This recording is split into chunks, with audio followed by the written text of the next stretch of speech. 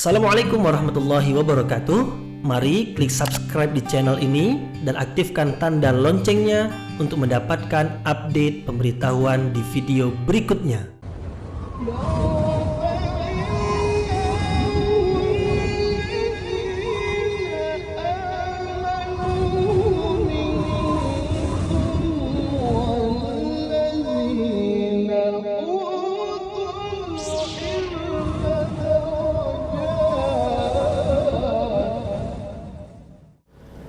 A'udzu billahi minasyaitonir rajim. Bismillahirrahmanirrahim. Assalamualaikum warahmatullahi wabarakatuh.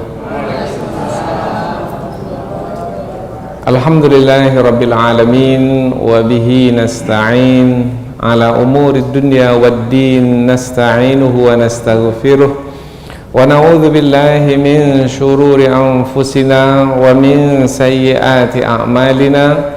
فمن يهده الله فلا مضل له ومن يضلل فلا هادي له أشهد أن لا إله إلا الله وحده لا شريك له وأشهد أن محمدا عبده ورسوله لا نبي بعده amma ba'd. Kita bersyukur kepada Allah Subhanahu wa taala yang masih melimpahkan rahmat dan nikmatnya.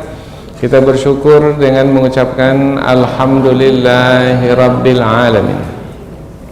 Kemudian tidak lupa pula bersalawat kepada Rasulullah dengan mengucapkan Allahumma salli ala Sayyidina Muhammad wa ala ali Sayyidina Muhammad, dan bersalam kepada Rasulullah dengan ucapan Assalamu alayka ya Rasulullah. Alhamdulillah kita dapat kembali meneruskan pengajian tafsir ayat-ayat suci Al-Quran yang insyaAllah kita akan teruskan kepada ayat yang ke-22 dan 23 dari surah Ibrahim. Ayat yang ke-22 dan 23 dari surah Ibrahim adalah menerangkan tentang percakapan yang berlaku nanti di hari akhirat, tetapi Allah telah memberitahukannya terlebih dahulu sekarang ini melalui Al-Quran yang diturunkan kepada Rasulullah dan dijaga dan dipelihara sampai akhir zaman, sehingga pada hari ini kita mengetahui melalui firman Allah yang telah diturunkan tentang apa yang akan berlaku nanti di dalam neraka dan di dalam surga, yaitu yang diceritakan di ayat yang ke-22. Yang akan berlaku nanti di dalam neraka adalah syaitan atau iblis akan berlepas diri dari orang-orang yang mengikutinya, dari manusia yang mengikutinya ketika di dunia. Siapa mereka yang mengikuti iblis ketika di dunia? Orang-orang kafir.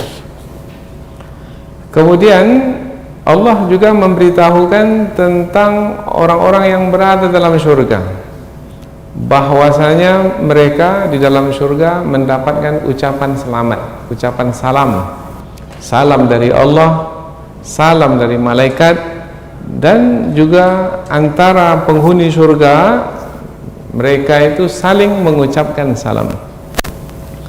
Jadi Allah memberitahukan melalui dua ayat yang kita pelajari ini tentang kejadian nanti di dalam neraka, dan satu lagi kejadian di dalam surga. Yang di dalam surga tentang orang-orang beriman, yang di dalam neraka tentang orang-orang kafir. Karena Allah yang memberitahukan sekarang ini, pada masa sekarang ini, ketika di dunia ini, dan Allah maha mengetahui apa yang akan terjadi nanti, karena Allah lah yang mengatur segalanya, dan Allah berkuasa, dan dialah Allah Subhanahu wa ta'ala penguasa di hari pembalasan. Maka seperti apa yang diberitahukan, seperti itulah kejadian nantinya. Maka pelajaran bagi kita pada masa sekarang ini adalah berhati-hati, berwaspada dari mengikuti iblis ketika di dunia ini, karena nanti akan terhina di dalam neraka, sebab ketika iblis itu berlepas diri dari orang-orang yang mengikutinya, sementara orang-orang yang mengikuti itu ingin iblis itu membantunya ketika mereka memerlukan bantuan, tetapi rupanya iblis berlepas diri, tidak bisa membantu. Jangankan membantu orang lain, membantu dirinya sendiri pun dia tidak mampu. Maka yang mengikuti iblis, mengikuti syaitan ketika di dunia akan terhina di dalam neraka. Maka berhati-hati, jangan sampai ketika di dunia tertipu dan terpedaya oleh iblis, oleh syaitan, sehingga mengikuti jejak langkahnya ketika di dunia ini. Kemudian kita berharap mudah-mudahan kita seperti yang disebutkan dalam ayat yang ke-32, yaitu penghuni-penghuni surga yang berada di surga yang penuh dengan kenikmatan, disebutkan sebagai tempat yang sangat indah sekali karena mengalir di bawahnya sungai-sungai. Nah, disebutkan nanti surga yang indah, kemudian suasananya pun juga indah. Kalau tadi di dalam neraka suasananya yaitu antara iblis dengan penghuni neraka. Iblis melepaskan diri dari orang-orang yang mengikutinya di dalam neraka, maka orang-orang dalam neraka itu mencela iblis. Tapi iblis pula menjawab, jangan cela aku, tetapi celalah dirimu sendiri. Karena ketika aku menyerumu dahulu ketika di dunia, mengapa kamu mengikutiku? Kata iblis. Maka saling berlepas diri. Nah, bahkan dalam ayat yang lain disebutkan, kalaulah aku tahu kamu berlepas diri dariku sekarang ini, niscaya aku dahulu ketika di dunia berlepas diri darimu. Tapi kalau sudah sampai ke akhirat dan sudah dimasukkan ke dalam neraka, perkataan penyesalan seperti itu tidak ada gunanya. Tapi bagaimana pula suasana orang-orang beriman di dalam surga antara mereka? Mereka saling mengucapkan salam, keselamatan atasmu. Da'wahum fiha subhanakallahumma wa tahiyyatuhum fiha salam wa tahiyyatuhum fiha. Dan ucapan mereka di dalam surga itu, ucapan penghuni surga dalam surga antara sama mereka, salam, keselamatan, assalamualaikum, waalaikumsalam, assalamualaikum, waalaikumsalam. Tak ada celah mencela. Jadi kontras, berbeda sekali antara keadaan di dalam surga dan keadaan di dalam neraka. Inilah dua ayat yang akan kita pelajari, yaitu dua ayat yang menerangkan tentang pemberitahuan Allah tentang apa yang berlaku nanti, yaitu di dalam neraka dan di dalam surga. Kita sebut neraka dulu karena ayat 22 tentang neraka, kemudian kita sebut surga karena ayat 23 tentang surga. Kadang-kadang di tempat yang lain Allah menyebut surga dulu, baru menyebut neraka. Nah, di ayat ini pula neraka dulu disebut. Apa sebab? Sebab ayat sebelum ini menerangkan tentang orang-orang kafir. Nah, maka apabila kita lihat ayat sebelumnya, maka bersesuaianlah dengan ayat yang sesudahnya. Karena ayat sebelum ini menerangkan tentang orang-orang yang lemah. Orang-orang yang lemah itu mengikuti orang-orang yang menyombongkan diri ketika di dunia, maka ketika di hadapan Allah Subhanahu wa taala di hari akhirat,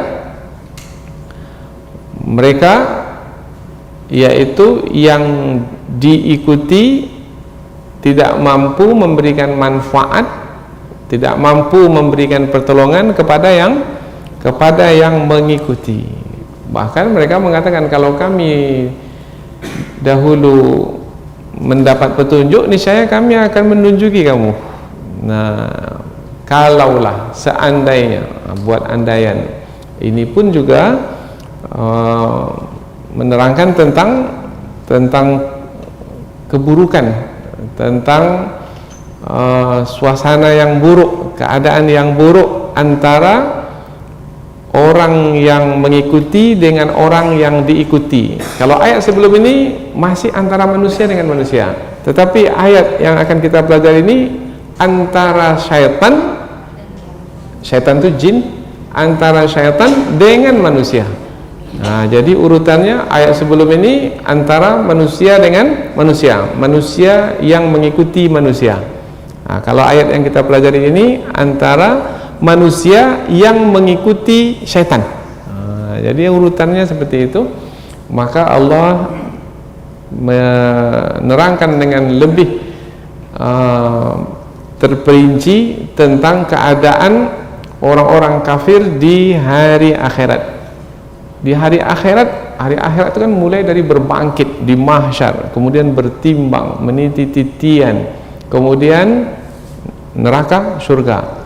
Maka seperti Imam Ibnu Katsir dalam tafsir beliau, ayat yang akan kita pelajari ini menerangkan tentang keadaan orang-orang kafir di neraka dan keadaan orang-orang beriman di surga, yaitu setelah selesai semua hisab.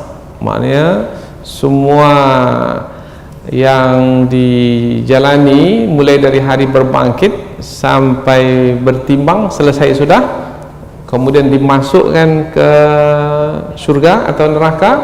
Nah, itulah yang diterangkan di dalam dua ayat yang akan kita pelajari. Sebelum kita membahaskan dua ayat ini dengan lebih terperinci, kita akan membaca dan menerjemahkannya terlebih dahulu. Tujuannya supaya kita mendapatkan keberkahan dan juga supaya kita lebih dekat dengan kedua ayat yang akan kita tafsirkan ini. Allah Subhanahu wa taala berfirman, A'udzu billahi minasyaitonir rajim. Bismillahirrahmanirrahim. Wa qala asy-syaitanu lamma qudiyal amr innallaha wa'adakum wa'dal haqqi wa wa'adtukum fa akhlaftukum wa ma kana li 'alaikum min sultanin illa an da'autukum fastajabtum li fala talumuni walumu anfusakum ma ana bimusrikhikum wa ma antum bimusrikhi inni kafartu bima asyraktumuni min qabl innal zalimina lahum adzabun alim. Wa udkhilal ladzina amanu wa 'amilus salihati jannatin tajri min tahtihal anharu khalidina fiha bi'izni rabbihim tahiyyatuhum fiha salam. Allah berfirman, wa qala syaitan, dan berkatalah syaitan, lamma, ketika qudiyal amr, telah diselesaikan urusan apa nih? Urusan hisab. Kalau sudah selesai, di mana lagi tempatnya? Maka apabila disebut syaitan yang berkata, bermakna di mana tempat syaitan itu? Di neraka. Bermakna ayat ini tentang keadaan di dalam neraka.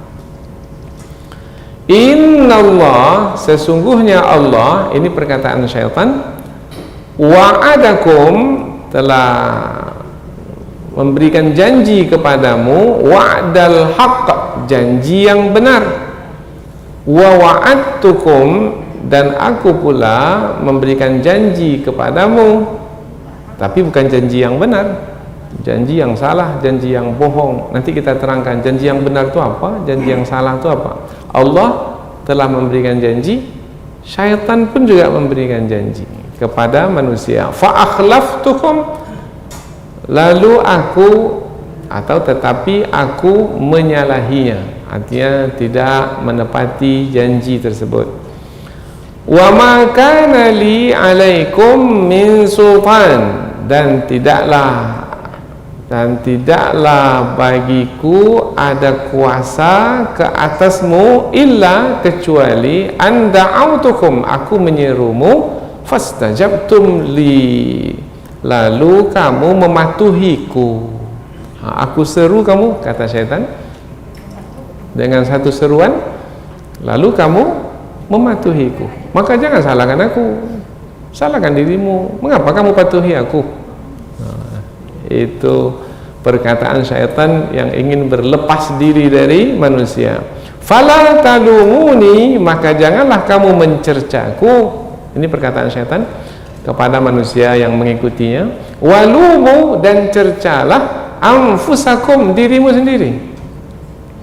Ma'ana, tidaklah aku sekali-kali bimusrikhikum, akan memberikan pertolongan kepadamu. Wa ma antum, dan tidak pula lah kamu bimusrikhi, memberikan pertolongan kepadaku. Ini sesungguhnya aku kafartu di sini maknanya tidak membenarkan. Nah, sebenarnya mengkufuri, tapi kalau kata mengkufuri tak sesuai dengan perkataan yang berikutnya. Sesungguhnya aku tidak membenarkan, ini masih perkataan syaitan, tidak membenarkan bima asyraktumuni, perbuatan kamu menyekutukanku dengan Allah min qabl, karena manusia menyekutukan Allah dengan syaitan. Nah, jadi tidak hanya menyembah Allah, manusia yang mengikuti syaitan itu juga menyembah syaitan ketika di dunia, menyembah Nyi Roro Kidul. Inna, sesungguhnya al-zalimin, orang-orang yang zalim, lahum, bagi mereka azabun alim, azab yang pedih. Baik, kita ulang dari pangkal ayat. Berkatalah syaitan ketika telah diselesaikan semua urusan, sesungguhnya Allah telah memberikan janji kepadamu, janji yang benar, dan aku pula memberikan janji kepadamu, tetapi aku menyalahinya. Dan sekali-kali tidaklah ada bagiku kekuatan ke atasmu, kecuali aku hanya sekedar menyerumu, lalu kamu mematuhiku. Maka janganlah kamu mencercaku, tetapi cercalah dirimu sendiri. Sekali-kali aku tidak meminta tolong kepadamu, dan kamu pun juga tidak meminta tolong kepadaku. Maksudnya tidak mampu, tidak dapat. Sesungguhnya aku tidak dapat meminta tolong kepadamu, dan kamu pun juga tidak dapat meminta tolong kepadaku. Maknanya pada hari ini diri kita masing-masing yang kita bawa, tidak bisa kita membantu. Sesungguhnya aku tidak membenarkan perbuatanmu menyekutukanku dahulu ketika di dunia, semenjak dahulu ketika di dunia, semenjak dahulu dari dunia. Sesungguhnya orang-orang yang zalim, bagi mereka azab yang pedih. Baik, lanjutan ayat.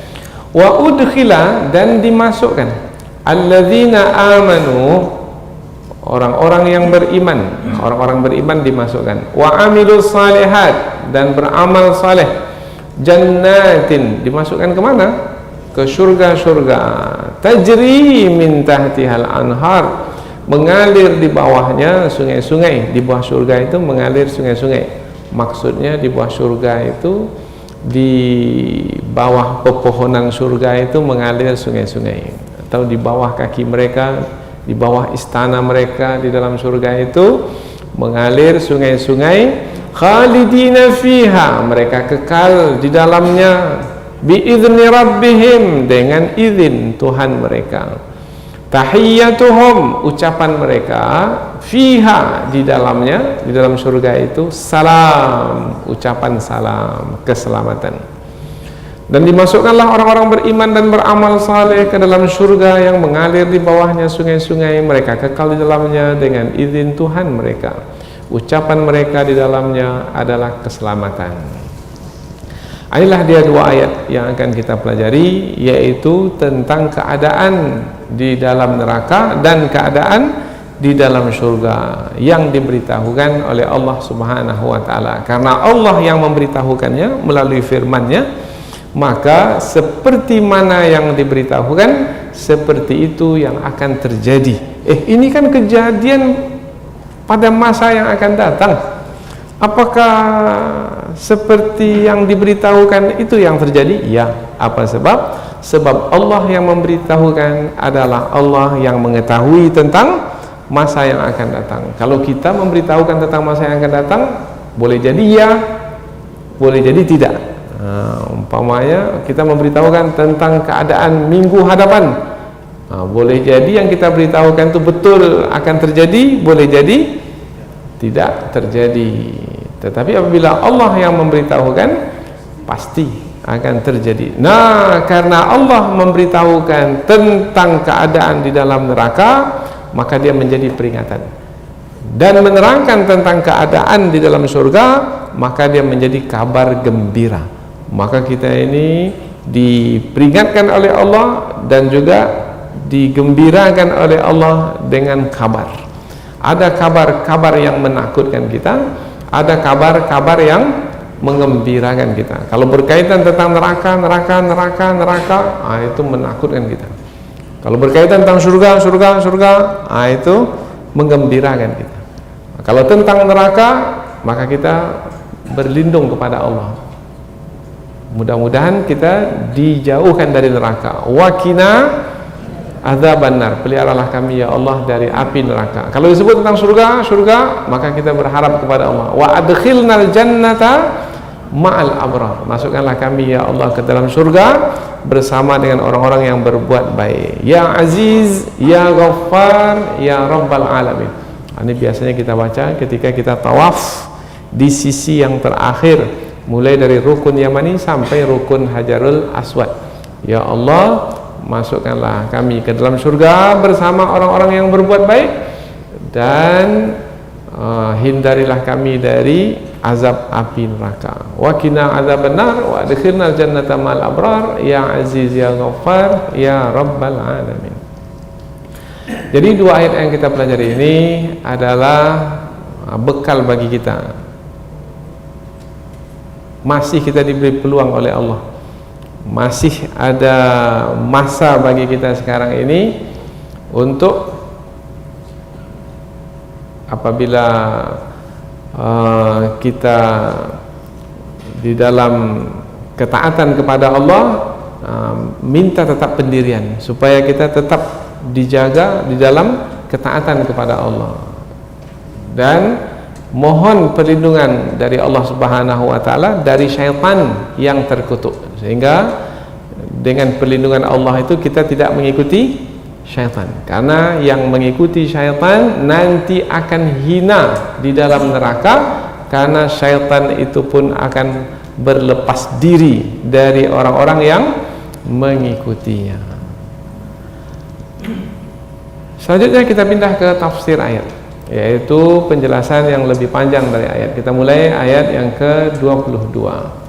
Wa qala syaitan lamma qudiyal amr, dan berkatalah syaitan ketika segala urusan itu telah diselesaikan. Wa qala, dan telah berkata. Itu kalau kita terjemahkan qala itu, maka kita akan katakan kata telah, qala, karena itu fi'il madi, kata kerja bentuk lampau.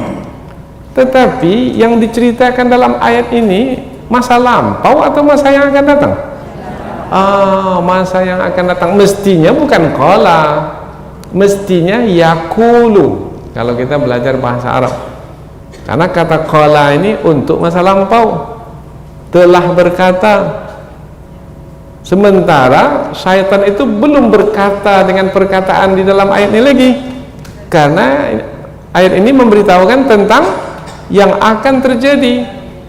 Maka mengapa Allah menggunakan kata kerja bentuk lampau untuk menerangkan kejadian yang akan terjadi? Maka kaidah tafsir menjelaskan, kalau Allah menggunakan kata kerja bentuk lampau untuk masa yang akan datang, maka tujuannya adalah sebagai penegasan Nah, untuk menegaskan, maksudnya adalah memang betul nanti syaitan akan berkata dengan perkataan seperti yang disebutkan dalam ayat ini. Itu maknanya. Sama dengan ayat yang berkaitan dengan hari kiamat. Idza zulzilatil ardu zilzalaha, apabila bumi digoncangkan. Telah digoncangkan bumi? Belum, ini tentang hari kiamat ini. Tapi mengapa digunakan bentuk lampau, zulzilat, untuk menerangkan penegasan bahwasanya kiamat itu pasti akan berlaku, yaitu kiamat itu berlaku dengan digoncangkannya bumi dengan goncangan yang dahsyat. Jadi kata qala berbentuk lampau tujuannya adalah sebagai penegasan. Qala, berkatalah syaitan di dalam ayat ini berbentuk mufrad, berbentuk satu. Ada kalanya Allah menyebut syaitan. Tetapi karena di dalam ayat ini berbentuk satu, syaitan, maka ada di antara ulama tafsir menyebutkan yang dimaksudkan dengan syaitan di sini adalah iblis. Siapa itu iblis? Iblis itu nenek moyang syaitan. Bangsa jin punya nenek moyangnya iblis. Bangsa manusia punya nenek moyang bangsa manusia Nabi Adam. Jadi kalau disebut iblis, itu nenek moyang bangsa jin. Nah, karena iblis itu jahat, kelakuannya tercela, maka disebut syaitan. Jadi syaitan itu penyebutan kepada yang melakukan perbuatan tercela, yang melakukan perbuatan jahat. Maka boleh juga tidak penyebutan syaitan itu kepada manusia? Kalau manusia itu melakukan yang jahat, boleh. Maka dalam Al-Quran disebutkan alladzi yuwaswisu fi sudurin nas minal jinnati wan nas. Ada syaitan dari kalangan jin dan ada syaitan dari kalangan manusia. Syayatinul jinni wal ins, syaitan dari kalangan jin dan dari kalangan manusia. Jadi kata syaitan adalah kata yang dipakaikan kepada yang melakukan kejahatan, baik dari kalangan jin ataupun dari kalangan manusia. Tapi dalam ayat ini yang dimasukkan dengan syaitan adalah iblis, yaitu moyang dari bangsa jin. Apa kata iblis? Lamma qudiyal amr, ketika semua urusan telah diselesaikan. Perkataan yang dikatakan oleh iblis itu setelah semua urusan diselesaikan, maksudnya setelah manusia ditimbang. Karena apabila manusia dibangkitkan, kemudian manusia berjalan menuju tempat dihisab, manusia akan menerima kitab catatan amalan. Ada yang datang dari sebelah kanan, ada yang datang dari sebelah kiri, ada yang datang dari sebelah belakang. Kemudian disuruh membaca isi kitab itu, kemudian amalan ditimbang, kemudian diberi cahaya, kemudian meniti titian, kemudian yang jatuh ke bawah disambut oleh neraka, karena titian itu di mulut neraka. Kemudian kalau selamat, maka sampai ke daratan surga. Maka maksud telah diselesaikan semua urusan, yang kafir telah dimasukkan ke dalam neraka dan yang beriman telah dimasukkan ke dalam surga. Nah, tentang yang kafir ini yang disebutkan dalam ayat yang ke-22 ini. Dan syaitan berkata ketika segala urusan telah diselesaikan. Berarti di mana syaitan itu berkata? Di dalam neraka. Innallah, sesungguhnya Allah, wa'adakum, telah memberikan janji kepadamu. Mu di sini siapa? Ini syaitan ini, iblis ini berkata kepada siapa? Karena di dalam neraka, maka kepada manusia yang ada di dalam neraka. Siapa manusia yang dimasukkan itu? Yang mengikuti syaitan, yang mengikuti iblis ketika di dunia. Apa kata syaitan kepada manusia yang mengikutinya dahulu ketika di dunia? Ini di dalam surga, di dalam neraka. Sesungguhnya Allah telah memberikan janji kepadamu, janji yang benar.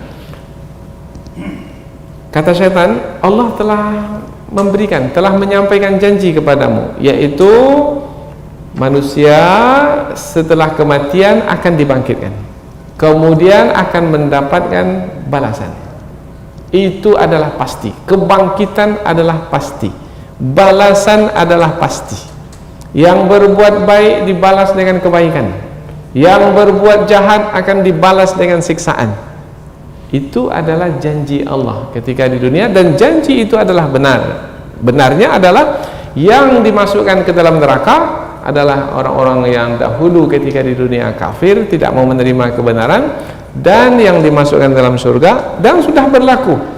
Yang dimasukkan ke dalam neraka sudah, dan yang dimasukkan ke dalam surga pun juga sudah.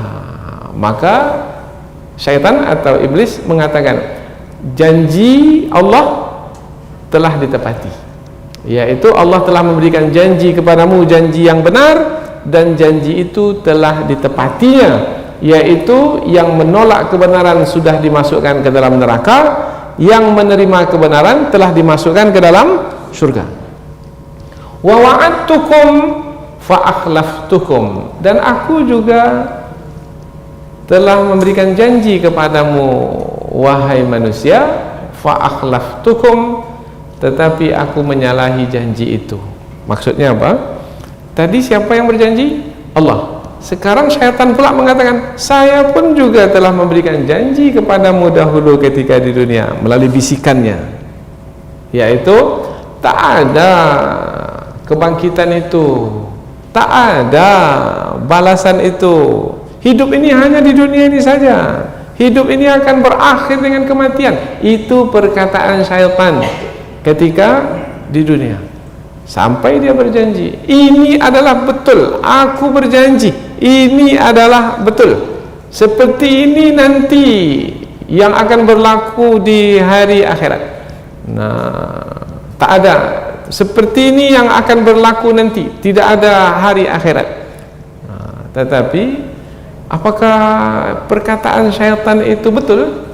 Tidak, bohong. Itu adalah kebohongan, dusta. Maka disebut fa akhlaftukum, lalu aku menyalahinya. Menyalahinya maknanya syaitan itu sendiri pun tahu sebenarnya bahwasanya selepas kematian itu ada kebangkitan, di hari akhirat itu ada balasan. Syaitan itu tahu, tapi mengapa juga dia mengatakan itu kepada manusia? Karena syaitan itu memang telah bersumpah untuk menyesatkan manusia. Maka dalam ayat yang lain, ya'iduhum, syaitan itu menjanjikan kepada manusia, wa yumannihim, dan membuat manusia itu berangan-angan, wa ma ya'iduhumus syaitanu illa ghurura, dan tidaklah yang dijanjikan oleh syaitan itu kecuali tipuan saja. Berarti yang mengikuti syaitan itu telah tertipu. Tapi sayangnya yang telah tertipu ini tak merasa pula ditipu. Nah, padahal dia telah ditipu oleh syaitan, baru nanti merasa ditipu dan sadar bahwasanya dia telah ditipu nanti di dalam neraka. Tetapi kalau sudah sadar dalam neraka, itu kesadaran yang terlambat. Nah, kalau mau sadar sekarang, inilah sadarannya, sebelum kematian tiba, ada peluang untuk bertaubat kepada Allah. Wa ma kana liya 'alaikum min sultan illa an da'autukum fastajabtum li. Dan sekali-kali tidak ada kuasa bagiku. Sultan maknanya kuasa. Sultan kuasa. Sekarang ini ada sultan untuk kerajaan di dunia ini. Untuk raja itu juga dipanggil sultan. Mengapa raja disebut juga sultan? Karena dia punya kuasa. Nah, kuasa yang ada pada seseorang ada dua jenis kuasa. Kuasa yang pertama, kuasa memaksa, sehingga orang lain itu jadi tunduk kepadanya, suka atau tidak suka. Dia punya sultan, dia punya kuasa, kuasa memaksa, menundukkan.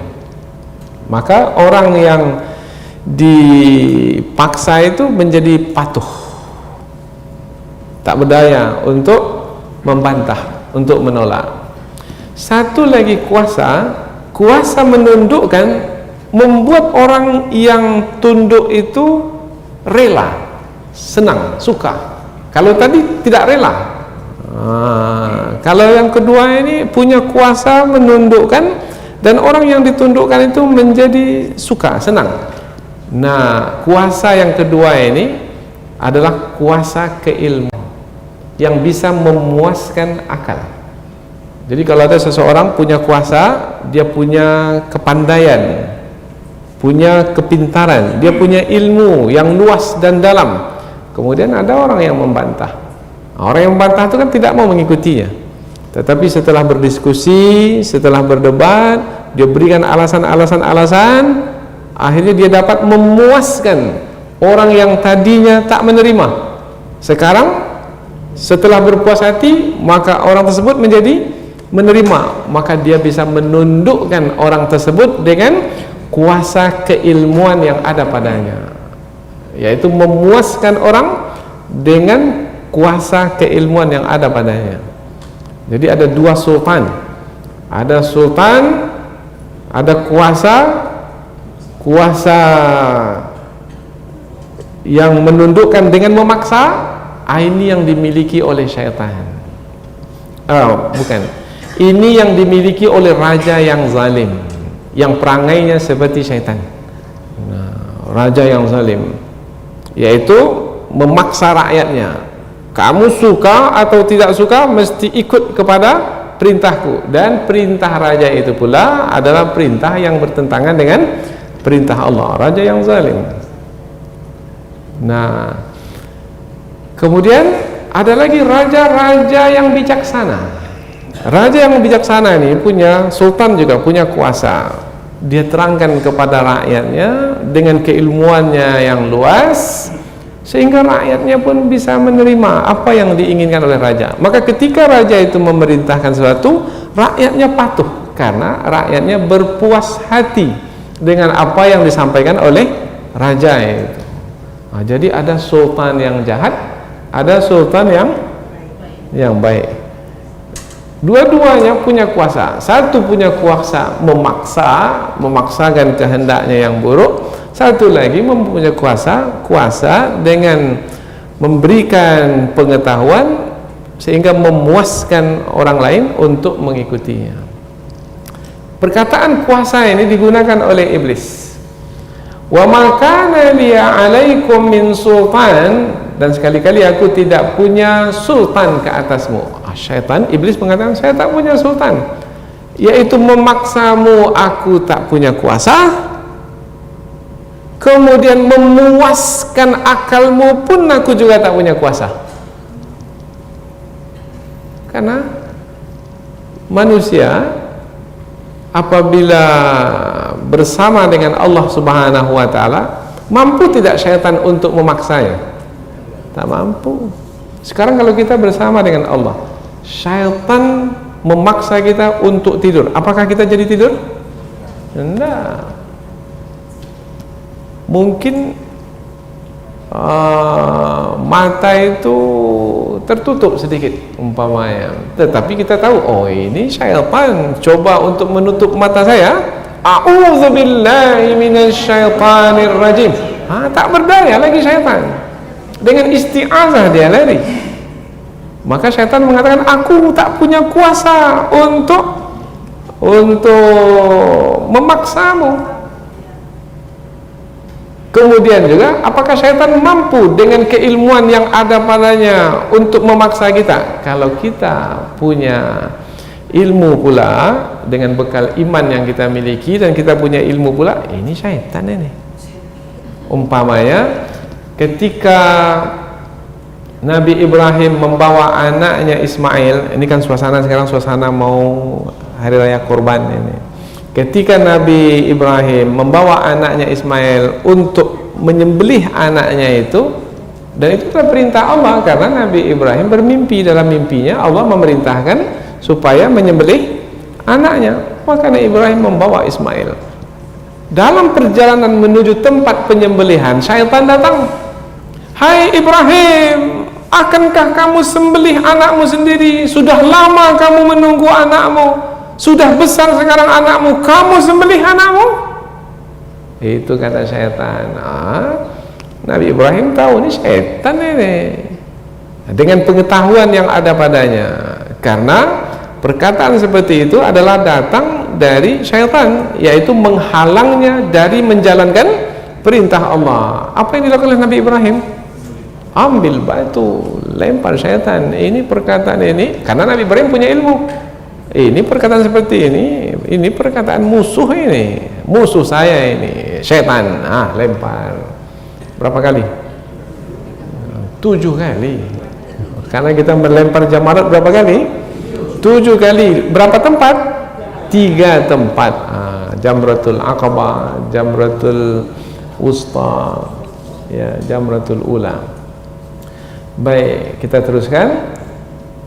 Dan sekali-kali tidak ada bagiku kekuatan ke atasmu kecuali anda'autukum. Jadi kecuali aku menyerumu, hanya sekedar menyerumu. Itulah yang ada padaku, kata iblis.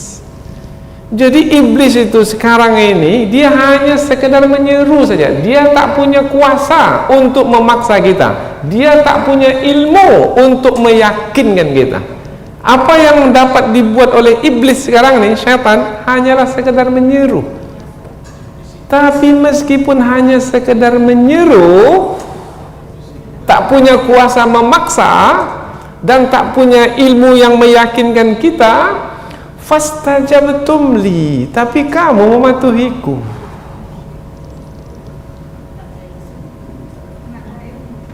Macam mana manusia berhadapan dengan syaitan yang tak punya kekuatan, tak punya kekuasaan memaksa, berhadapan dengan syaitan yang tak punya ilmu, tapi dia bisa mematuhi syaitan itu. Kan bahlul betul manusia ini. Kira-kira begitulah. Kan tak patut betul manusia itu untuk mematuhi syaitan. Tapi banyakkah manusia mematuhi syaitan? Maka nanti ayat berikutnya, syaitan menyerang manusia. Ini di dalam neraka ini. Apa kata syaitan? Kata iblis, fala talumuni, jangan kamu mencercaku. Falu walumu anfusakum, dan cerca dirimu sendiri. Karena aku tak punya kuasa memaksamu, tapi kamu mematuhiku juga. Bermana kamu itu betul. Kan begitulah kira-kira perkataannya. Aku tidak menyampaikan dengan keilmuan, dengan hujah yang ilmiah, hanya menyerumu, sekedar menyeru saja, tapi kamu mematuhiku juga. Maka jangan salahkan aku. Kamu itu betul yang itu katanya seperti itulah. Kalau percakapan seperti itulah bentuk percakapannya. Maka janganlah mencercaku, cercalah dirimu sendiri, karena kamu mematuhiku itu adalah karena dirimu sendiri, yang kamu tidak menggunakan akalmu, yang kamu tidak menggunakan kekuatan yang ada padamu. Padahal kamu dahulu ketika dunia punya kekuatan, kamu baca saja a'udzubillah, aku dah lari dah. Tapi kamu tak lakukan. Kalau kamu gunakan saja akal fikiranmu, maka kamu tidak akan mungkin mematuhiku. Tapi karena kamu dasar, maka kamu mematuhiku. Maka cercalah dirimu sendiri. Allah, bagaimana manusia yang seperti ini ketika iblis mengatakan perkataan seperti itu kepadanya? Bagaimana keadaannya? Terhina. Itulah judul pengajian kita itu. Orang-orang yang mengikuti syaitan terhina karena dia tak menggunakan akal. Lebih buruk lagi, syaitan menambahkan lagi dengan perkataannya, menjadi lebih terhina lagi manusia yang mengikuti syaitan itu. Ma ana bimusrikhikum, dan aku tidak dapat menolongmu. Jadi kata syaitan, hari ini kamu berharap aku menolongmu? Enggak, aku tak bisa menolongmu. Aku tak dapat menolongmu. Ada di antara ulama tafsir ketika menyampaikan ayat ini, lain hal dengan orang-orang beriman. Orang-orang beriman mendapat pertolongan dari siapa? Dari Allah. Boleh juga dari mendapat pertolongan dari Rasulullah. Rasulullah memberikan syafaat. Boleh juga orang-orang beriman itu mendapat pertolongan dari orang-orang beriman lainnya, apabila Allah memberikan izin kepada orang beriman untuk memberikan syafaat, bantuan kepada orang-orang beriman lainnya, teman, sahabat. Mungkin guru kita juga bisa memberikan bantuan kepada kita, mungkin juga murid kita bisa memberikan bantuan kepada kita. Bantu-membantu itu dengan izin Allah itu berlaku pada orang-orang beriman. Apakah bantu-membantu itu berlaku pada orang-orang yang di dalam neraka? Ayat ini menerangkan. Iblis mengatakan, saya tak bisa membantumu. Wa ma antum bimusrikhi, dan kamu pun juga tak dapat membantuku. Tapi apabila kita perhatikan kata bimusrikhikum, sebenarnya musrikh dari kata sarakha, tadi kita terjemahkan membantu kan, tapi sebenarnya sarakha itu maknanya berteriak keras. Sarakha berteriak keras. Mengapa pula sampai kepada membantu? Berteriak keras ketika seseorang itu dalam keadaan takut. Itu makna sarakha. Umpamanya, kalau seseorang itu melihat singa datang kepadanya, akan menerkamnya, maka dia pasti akan takut. Nah, ketika dia takut, dia akan berteriak, akan mengeluarkan suara keras. Suara kerasnya itu apa? Tolong. Itu maknanya bimusrikhikum. Dia bersuara keras meminta tolong. Maka diterjemahkanlah ma ana bimusrikhikum, dan tidaklah aku bisa menolongmu. Padahal sebenarnya tidaklah aku bisa. Kalau kamu berteriak dengan suara keras untuk meminta tolong kepadaku, aku tak bisa menolongmu. Jadi mengapa digunakan kata bimusrikhikum? Untuk menerangkan bahwasanya penghuni neraka dalam neraka meminta tolongnya bukan perlahan-lahan, tapi meminta tolongnya berteriak-teriak. Seperti apalah kira-kira dia? Tak terbayangkan lah itu. Bermakna hingar, bingar di dalam neraka itu. Lain hal kalau dalam surga. Dalam surga sejuk, nyaman, damai, tenang. Ini Allah ingin menerangkan tentang suasana di dalam neraka. Wa ma antum bimusrikhi, dan kamu pun tak dapat untuk menolongku. Jadi masing-masing di dalam neraka menjalani diri masing-masing. Inni kafartu bima asyraktumuni min qabl, sesungguhnya aku tidak membenarkan, ini kata iblis, perbuatanmu menyekutukanku dengan Allah. Min qablu, min qablu ini dahulu ketika di dunia, atau ada juga yang menerjemahkan sejak dahulu. Sejak dahulu aku tak benar kan kamu menyekutukanku. Jadi kalau kamu menyekutukanku bermakna tak sesuai dengan yang aku inginkan. Jadi syaitan itu ketika di sini jujur dia, bahwasanya dia tidak menginginkan manusia untuk menyekutukannya dengan Allah. Padahal syaitan itu dulu yang menyuruh manusia untuk menyekutukan Allah dengan syaitan. Tapi sekarang dia berlepas diri. Ini membuat manusia yang mengikuti syaitan itu menjadi terhina. Bukan terhina aja, marah, geram. Allah, kamu dulu yang menggodaku, menipuku, memperdayaku. Sekarang kamu berlepas diri dariku. Kalau macam ni lah dahulu, tak aku ikuti kamu dahulu. Kalau sudah menyesal dalam neraka, tidak ada gunanya. Ini kalau dibuatkan filmnya bagus ini, supaya terasa suasana itu. Saya tak pandai berlakon pula. Ini kan perbualan, percakapan antara iblis dengan penghuni-penghuni neraka yang mengikutinya dari kalangan manusia. Seperti ada beberapa ajaran sesat di negeri kita ini.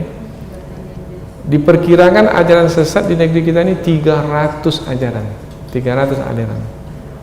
Di antaranya adalah kerajaan ubur-ubur namanya.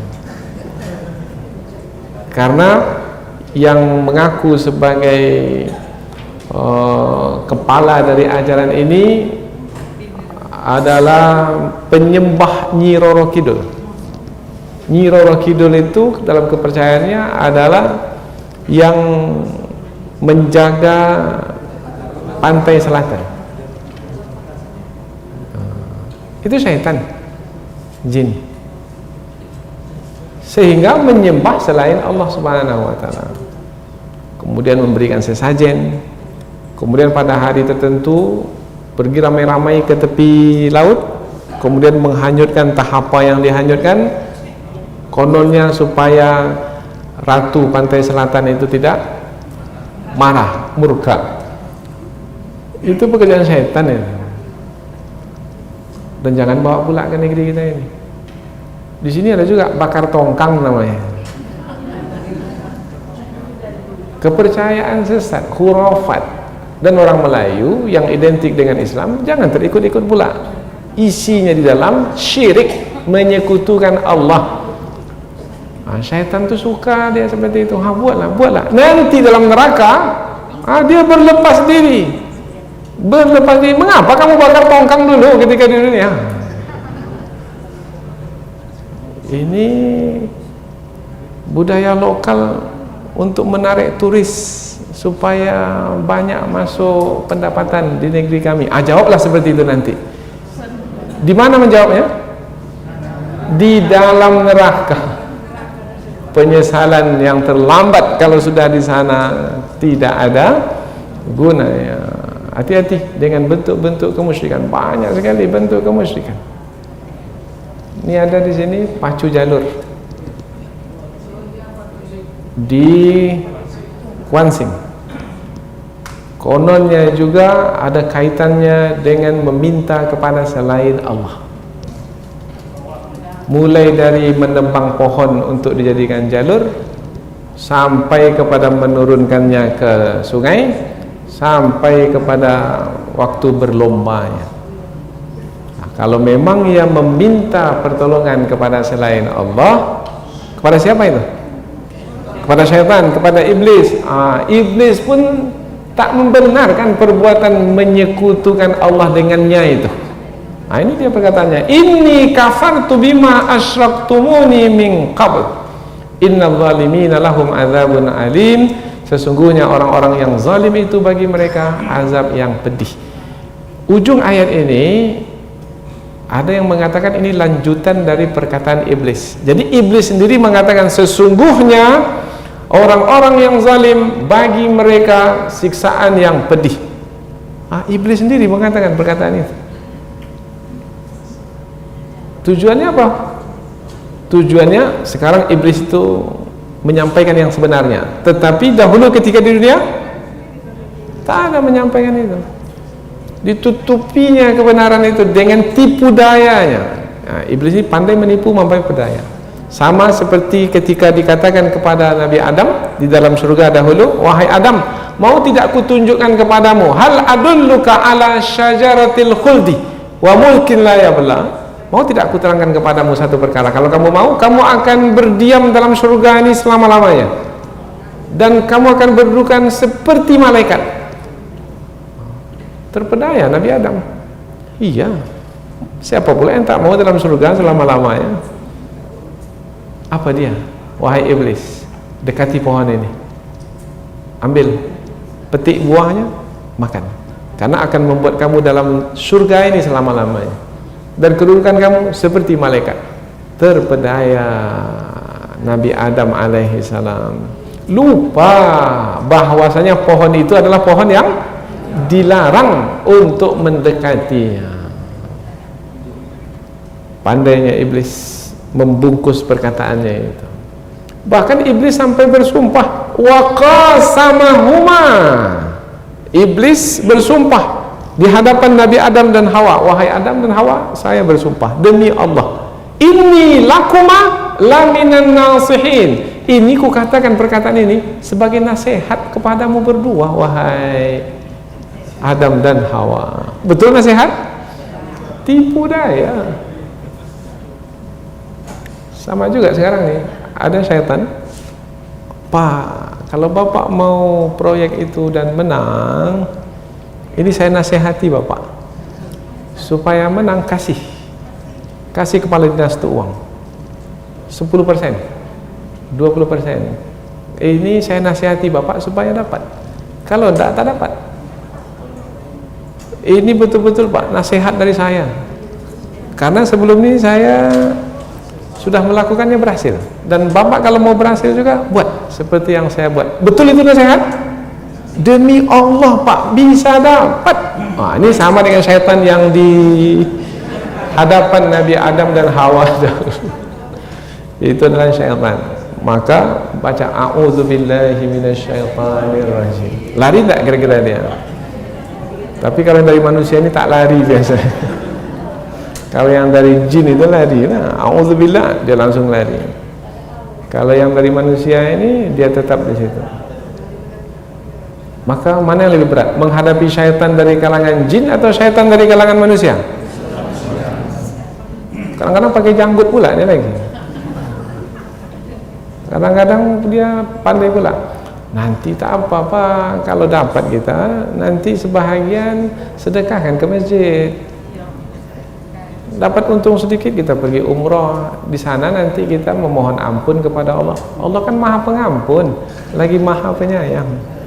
Nah, nanti Allah hapuskanlah kembali dosa-dosa kita. Setiap tahun kita buat umroh Pak, berapa umroh 25 juta saja. Umroh, antara umroh dengan umroh menghapuskan dosa di antara kedua umroh tersebut. Maka kita umroh lah Pak. Ini syaitan ya, yang menggoda, karena memperdaya kita dengan kata-katanya yang memukau, membuat kita menjadi terpedaya. Innal zalimina lahum adzabun alim. Dalam ayat ini di dalam neraka, syaitan itu berkata yang sebenarnya, sesungguhnya orang-orang yang zalim bagi mereka azab yang pedih. Ada lagi tafsiran yang kedua, ini adalah penutup dari ayat-ayat yang menerangkan tentang orang-orang kafir dengan orang-orang kafir, baik antara orang kafir manusia, yang manusia dengan manusia, ataupun kafir yang dari kalangan jin, syaitan dengan manusia. Setelah selesai pembahasan tentang orang-orang kafir ini, maka Allah menyebut orang kafir adalah orang yang zalim, dan orang yang zalim itu bagi mereka azab yang pedih. Dengan demikian selesai sudah pembahasan tentang orang-orang kafir. Nah, setelah selesai pembahasan tentang orang kafir, ayat berikutnya tentang orang-orang beriman. Wa udkhilal ladzina amanu, dan dimasukkanlah orang-orang beriman, wa amilus salihat, dan beramal saleh, wa udkhila, dan dimasukkan.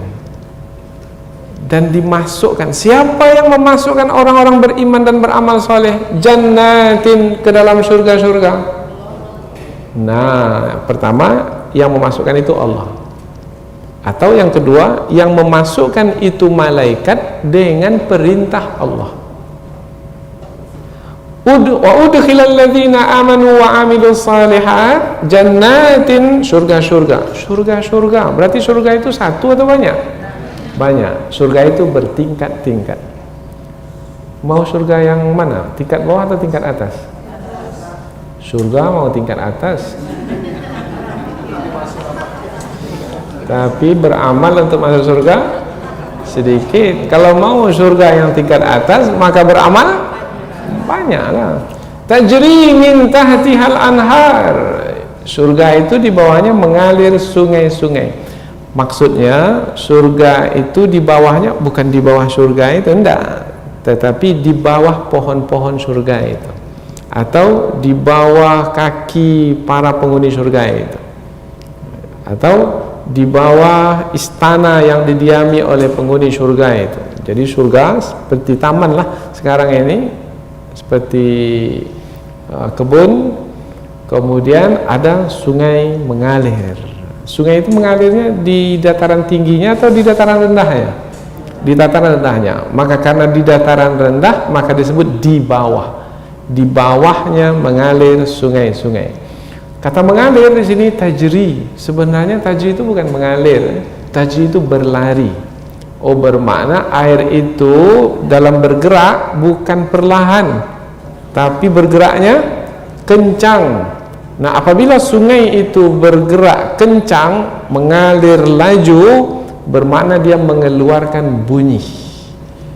Maka sungai yang mengalir perlahan biasa tak ada mengeluarkan bunyi, bergerak. Tapi kalau yang bergerak kencang, maka dia mengeluarkan bunyi, maka suasana dalam surga menjadi indah. Macam mana? Tak berharap untuk masuk surga? Dan dimasukkan orang-orang beriman dan beramal saleh ke dalam surga-surga yang mengalir di bawahnya sungai-sungai. Satu sungai atau banyak sungai? Banyak sungai, dan sungainya bermacam-macam. Sungai susu, sungai madu, sungai khamar. Tetapi kalau kita meminumnya, boleh meminumnya dan tidak memabukkan.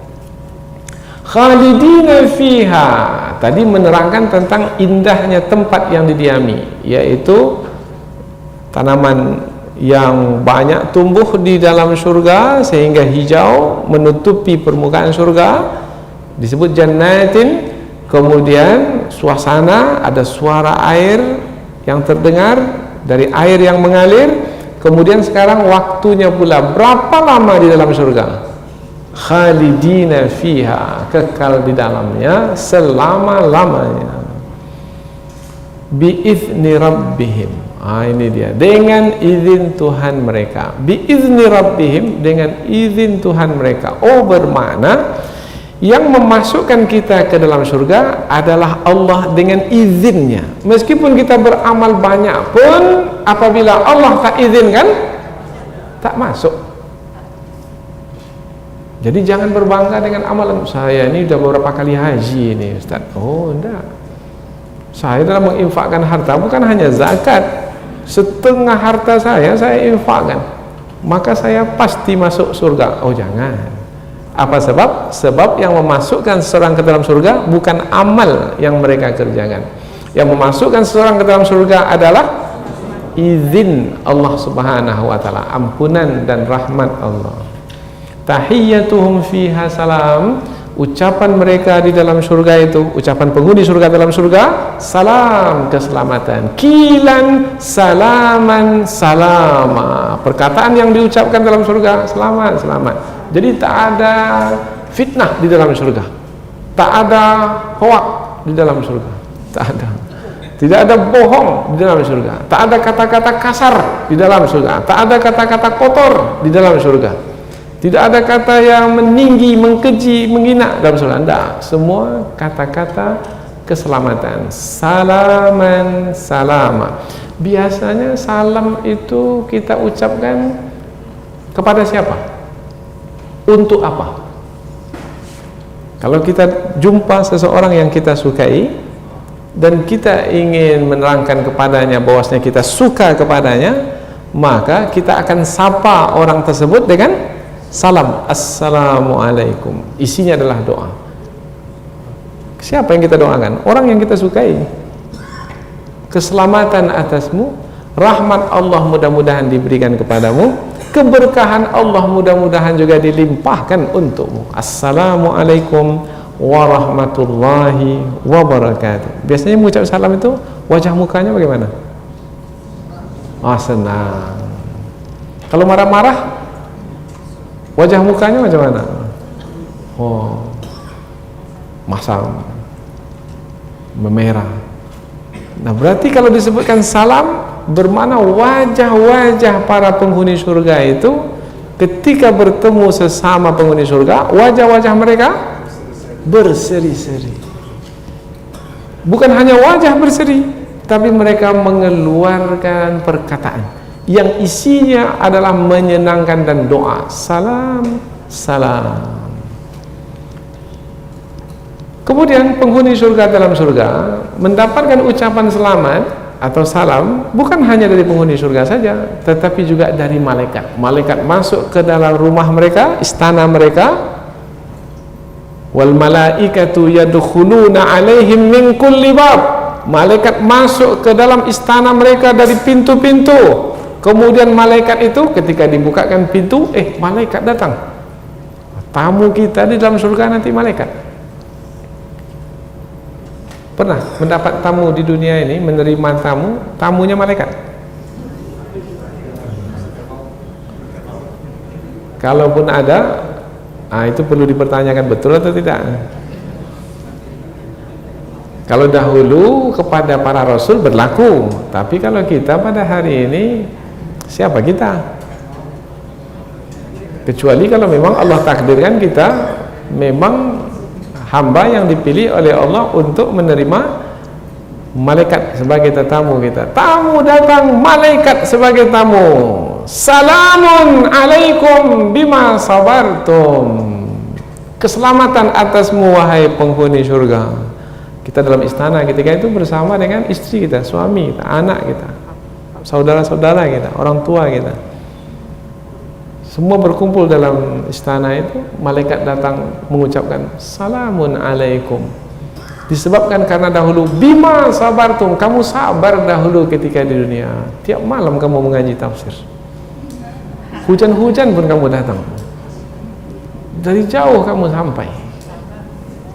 Demam-demam pun tak peduli, sampai juga sini. Bawa makanan lagi. Masya Allah, berat sekali perjuanganmu dahulu dan kamu terus, bukan sekali dua kali. Sudah berapa tahun ini pengajian ini? Sudah 12 tahun. Bima sabartum, disebabkan karena kamu dahulu sabar melakukan ketaatan ketika di dunia. Fa ni'ma uqbaddar, inilah dia tempat yang baik, kesudahan yang baik untukmu, yaitu surga. Perkataan siapa tadi? Perkataan malaikat.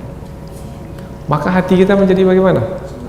Senang. Ini namanya kabar gembira dari Allah. Dua ayat yang kita pelajari ini, yaitu kabar yang isinya peringatan, ancaman, membuat kita menjadi berhati-hati, berwaspada. Satu lagi kabar gembira yang membuat kita jadi berharap. Mudah-mudahan Allah hindarkan kita dari neraka, wa qina adzabannar, dan mudah-mudahan dimasukkan kita ke dalam surga. Faman zuhziha 'anil nar, siapa yang dijauhkan dari neraka, wa udkhilal jannah, dan dimasukkan ke surga, faqad faz, sungguh dialah orang yang beruntung. Hati-hati, wa mal hayatud dunya illa mata'ul ghurur. Tidaklah kesenangan dunia melainkan kesenangan yang menipu. Mudah-mudahan dua ayat yang kita pelajari ini ada manfaatnya. Subhanakallahumma wa bihamdika, asyhadu an la ilaha illa anta wa astaghfiruka wa atubu ilaik. Wassalamualaikum warahmatullahi wabarakatuh.